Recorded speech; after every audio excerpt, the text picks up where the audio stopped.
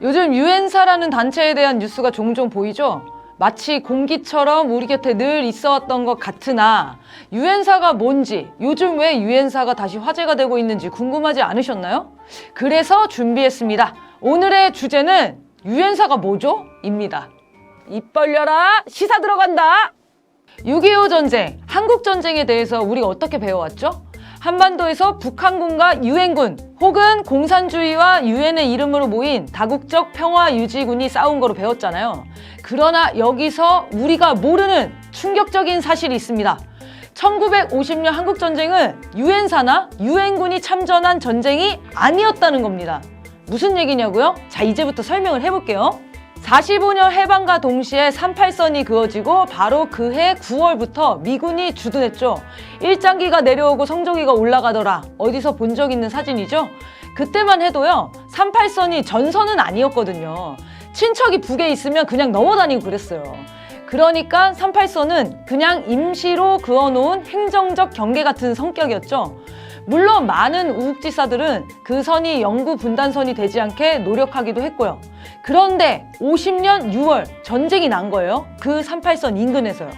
두 차례 세계대전을 치른 지 얼마 되지 않은 데다가 그 지정학적 위험성 때문에 전쟁이 나니까 국제사회도 걱정을 안 할 수가 없었어요. 그래서 전쟁 초기부터 유엔이 개입을 하려고 합니다. 그러나 유엔의 개입은 오히려 미국에 의해 저지돼요. 유엔에서 임명하고 유엔의 지휘를 받는 유엔군 사령부를 반대하고 미국 대통령이 임명하고 미국의 지휘를 받는 미군 통합사령부를 전쟁의 한 축으로 밀어붙인 겁니다. 이 미군 통합사령부의 사령관으로 임명된 사람이 바로 우리가 아는 맥아더였어요. 그런데 이 미군 통합사령부가 어느 순간 유엔 사령부로 탈바꿈을 해요. 이 부분 얘기하면 더 길어지니까 아무튼 이렇게 마치 유엔의 공식적인 다국적 평화유지군처럼 예우받고 있는 유엔사라는 유령 단체가 생겨난 겁니다. 이 유엔사라는 게 우리 사회에선 마치 미국을 중심으로 한 자본주의 체제의 수호 군대인 것처럼 이야기되는데 사실 이게 말도 안 되는 설정이거든요. 아니, 유엔에 자본주의 국가만 회원국으로 가입된 상태가 아니잖아요. 그럼 사회주의권 나라들은 뭐가 돼요?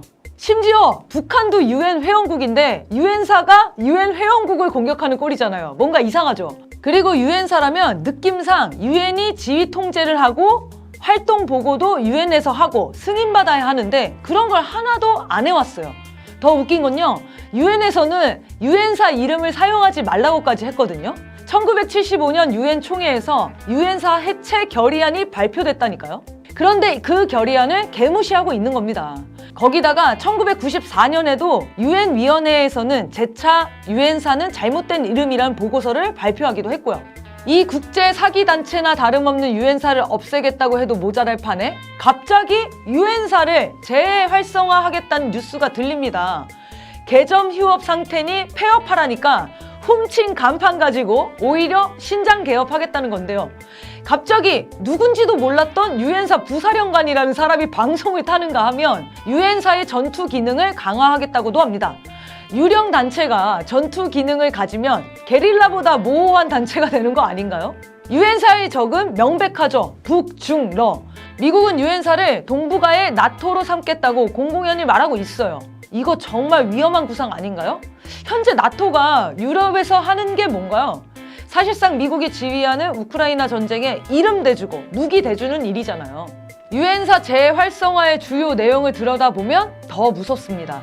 재활성화의 핵은 일본 자위대의 참여예요. 안 그래도 한미일 삼각동맹이니 뭐니 하면서 일본군의 훈련 참여가 영예를 가리지 않고 계속되고 있는데 유엔사에도 자위대가 공식적으로 참여한다? 그러면 자위대가 한반도에 더 들락날락 할 거고 동북아에서 일본의 군사 대국화는 날개를 달게 되는 거 아닙니까? 미국은 일본을 앞세워 한반도에서 대리전을 치를 수 있겠다는 계산을 하는 게 아니냐는 의심이 드는 건 당연하죠.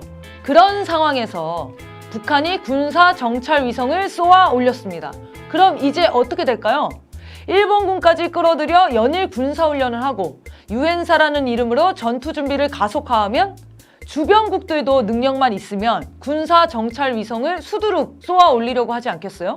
미국이야 뭐 먼 땅에서 대리정부 대리군대 내세워 대리전 치르면서 무기 많이 팔아먹고 셰일가스도 강매하면서 경제 위기를 모면하고 싶겠지만 이런 제국주의 패권에 저항하는 국가들은 미국 본토를 관역으로 한 전쟁을 준비하게 되는 거거든요.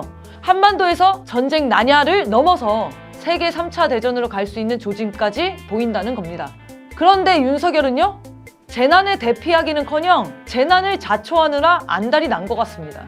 자기 권력을 지키고 처가의 부정부패를 덮을 수만 있다면 차라리 전쟁을 일으키자! 이러고 있는 거거든요. 어제 오늘 남북 간 사소한 충돌이 전쟁으로 비화하는 것을 막기 위해 그간 접경지에서 충돌 제어 장치로 작용해왔던 9.19 남북 군사합의가 완전히 폐기되었습니다. 이젠 일부 탈북자 단체의 대북전단 살포와 해상과 영공에서의 고의적 도발은 물론이고 우연과 실수 모두 전면전으로 비화할 수 있는 상황이 되었습니다. 많은 나라들이 자체 위성을 쏘아 올리는 것은 괜찮고 북한만 위성을 쏘면 안 된다는 것도 황당한 일이지만 그걸 이유로 충돌 억제 장치인 9.19 합의를 건드린 것은 미친 짓이죠. 자신이 세계대전의 한 축을 맡아 돌격대를 하겠다는 윤석열을 하루빨리 탄핵하는 것이야말로 브레이크를 잃어버린 전쟁 국면을 멈추는 유일하고 빠른 길입니다. 이 정도면 윤석열 탄핵이 세계 평화를 지키는 길이겠네요. 지금까지 입 벌려라 시사 들어간다 입벌시였습니다.